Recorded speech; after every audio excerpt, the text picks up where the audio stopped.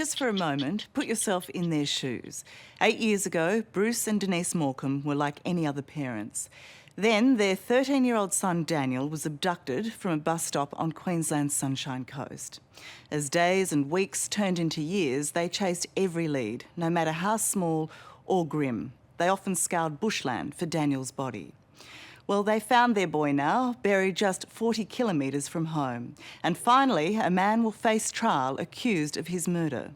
But the Morcombes' journey isn't over. They're now trying to protect other children, because no one should go through the hell they've suffered.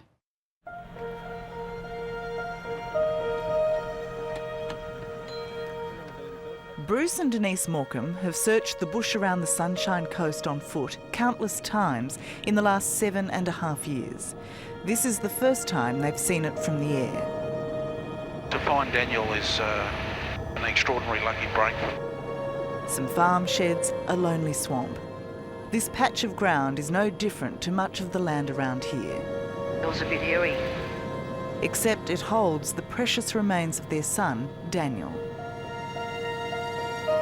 Is it just awful to come back here, or is the part of you drawn to this place? It's not a very nice place to be. I wish we were allowed to go down and help search. Even at 1,000 feet, the Morcombes want to help. It's one of the ways they cope. But Denise still can't comprehend her boy is dead. That down there, 4 weeks ago, police started to find Daniel's bones. Have you yet come to terms with this being Daniel's final resting place? No, I still don't believe it. It's not as though I can go and see him. It's a very lonely place and such a sad end.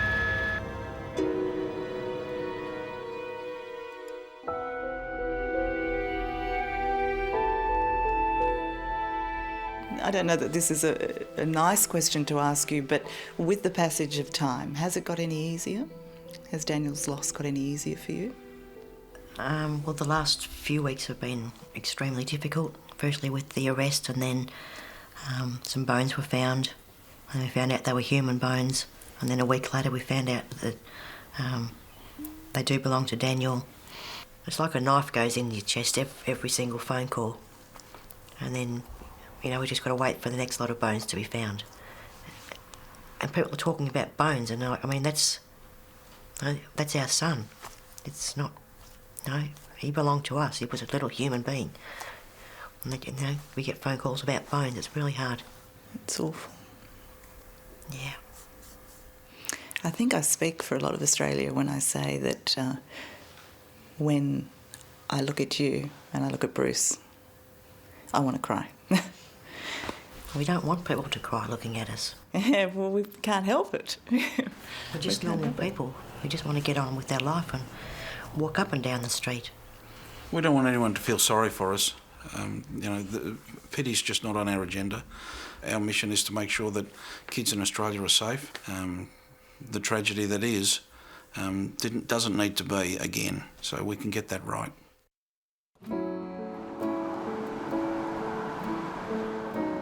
Right now, Bruce and Denise are taking that message on the road.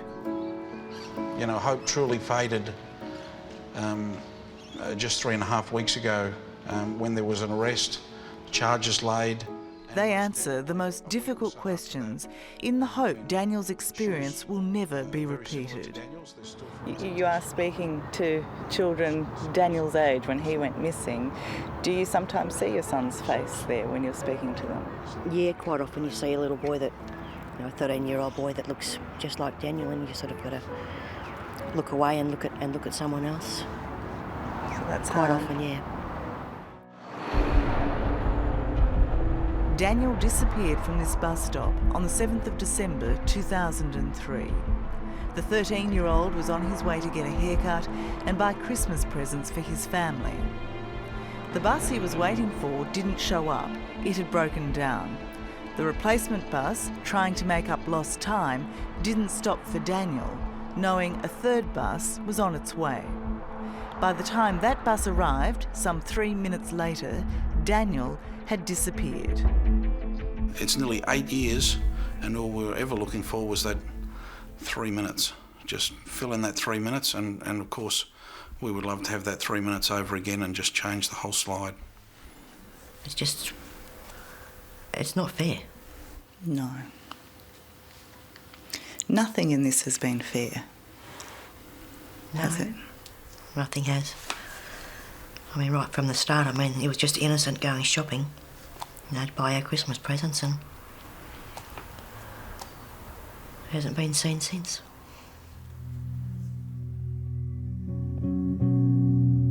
Even before Daniel was due home, his mum somehow sensed something was wrong.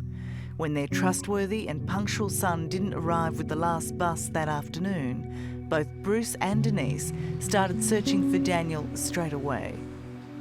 It's getting desperate. We need him back. We want Daniel back. I guess you must have had this growing sense of panic at this point in time. Look, that evening was absolutely horrendous. It was worse than a nightmare. The hours just were absolutely agony, and we felt Daniel was in danger somewhere, and we were completely helpless. We didn't know what to do, what to look for. We just felt we had to do something. Do you look at photos of Daniel very often? Not all the time, no. Too hard. The agony of that first night has been repeated every night since then. He just looks so innocent. He's doing his schoolwork with not a care in the world. For his parents, Daniel will always be on the cusp of his 14th birthday. But with his twin brother Bradley, now 21, and older brother, 23-year-old Dean... I can't help but notice you've got a little bit of artwork on your hand. Yeah, I got a few. Got memories on my knuckles, and I got my left arm's for Daniel. They also have a constant reminder of the young man he should be. Yeah. Oh gosh, the likeness is amazing, isn't it? Yeah, he did a pretty good job. The what-ifs for these brothers are just as painful as they are for Denise and Bruce. Daniel wanted them to go shopping with him that day, but both turned him down. Daniel asked me a few times if I want to go to the shops. I said, no, I don't want to go. I want to see my mates. He asked me again, I don't want to go. I don't know why I didn't go with him, so he went off by himself, and then a few hours passed, and basically he didn't catch the bus home. So. Do you have a sense of guilt about that? No, not entirely. Not entirely. That means a little bit. Oh well, but you can't blame yourself. No, you can't. How would you describe the emotions you feel? There is times when you're angry, there's times, you just... Why did that have to happen to him?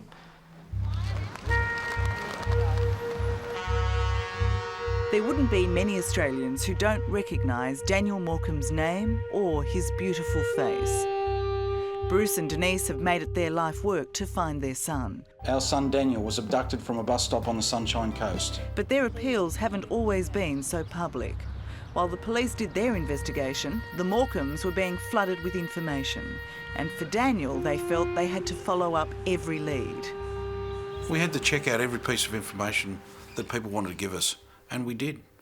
Sometimes that was searching, if they've given us a bit of a mud map. Perhaps it was just a Google Earth, check out on the computer. Dozens of times we've done private searches, and in all occasions drew a blank. Bruce and Denise also conducted their own surveillance. But in the hunt for their son's abductor, Bruce put his own life on the line. It's flashing green. I think it's working. Bruce ventured into a world he'd never been before, to meet people who claimed to have information about Daniel's disappearance. I'll sit here, is that all right? Yeah. They moved in a circle where lots of these rumours were coming from. I felt if they're lying to police, because that's just something second nature to them, will they lie to Daniel's dad? So I just had to knock on some doors and say, please, have you got any information that may be helpful in finding my son? What they discovered was that crooks do lie, in the cruelest way. According to police, those perverts had nothing to do with Daniel's disappearance, but got a twisted kick by boasting they did. The only relief is no one can hurt him anymore, and we hope it was quick. And the biggest pain for me is thinking is feeling his pain is just horrendous. It's not what a parent needs to think about. If it is hours or perhaps even days, that's just not worth thinking about. Just thinking how scared he would have been. I mean, even when he was a little boy, he used to always get scared at night and come and sleep on the floor next to our bed. We used to curl up in our bedspread and just lie there. Yeah. I'm sorry, I don't mean to get upset, but when you don't have all the facts, how do you stop your mind wondering? How do you stop thinking about what happened to him? You don't. We've heard that many different stories of what different people have done to Daniel. Just so many different stories that we've had put to us, and we don't know what to believe.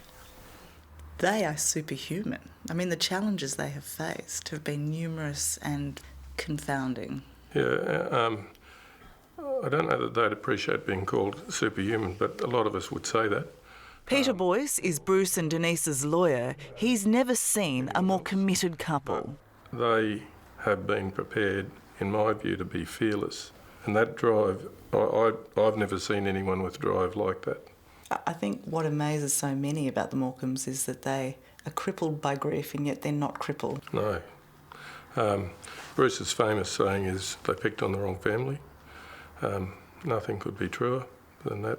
We'll go over there. As the years passed with no definitive answers about Daniel's abduction, instead of giving up, the Morcombes simply stepped up their campaign. With Peter Boyce's help, in October last year, they convinced the Queensland coroner to hold an inquest. The hope was to test some of the evidence already gathered and uncover new clues. But curiously, the police didn't see any merit in it. Their tenacity and strength, without it, would there have been an inquest? Oh, I doubt it very much. We felt that a coronial inquest, being an independent body, away from police, away from the family, away from the contamination of other ideas, may be the way to go. And, at the end of the day, it seems to have made a massive difference. It was an unbelievable breakthrough.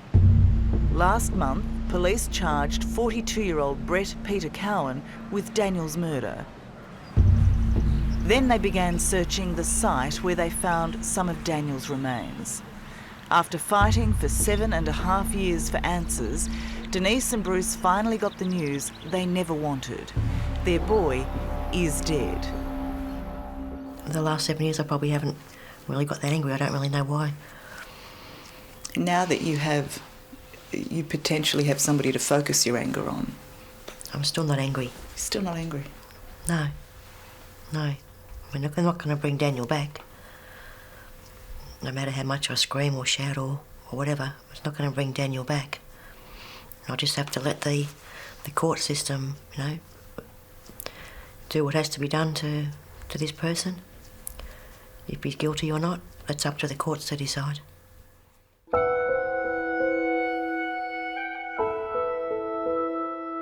Just have lots of memories of Daniel and myself just doing homework together, going to school together, and just sort of doing everything we twins sort of do. So always together? Pretty basically, yeah, every day. So how much do you miss him then? I miss him a lot.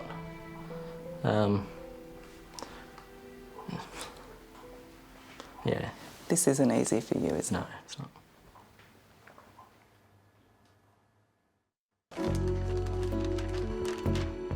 It's a grief that seems to be shared by much of Australia. In the last month, the Daniel Morcombe Foundation has been flooded by support from complete strangers to Daniel's old school friends. But it's on the road where the Morcombes make their mark. In Daniel's name, they spread the child safety message, reminding all who listen the 13-year-old with the unforgettable eyes was their boy, a boy just like any of these students. No, my body belongs to me. No, my body belongs to me. Thanks very much. We're done. They picked on the wrong family, and nothing's been truer. You were never going to give up. We promised that from the first day, that we wouldn't give up on him. And not one day, have you? No.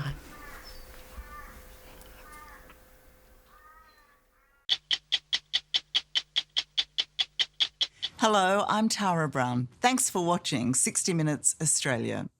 Subscribe to our channel now for brand new stories and exclusive clips every week. And don't miss out on our extra minute segments and full episodes of 60 Minutes on 9now.com.au and the 9Now app.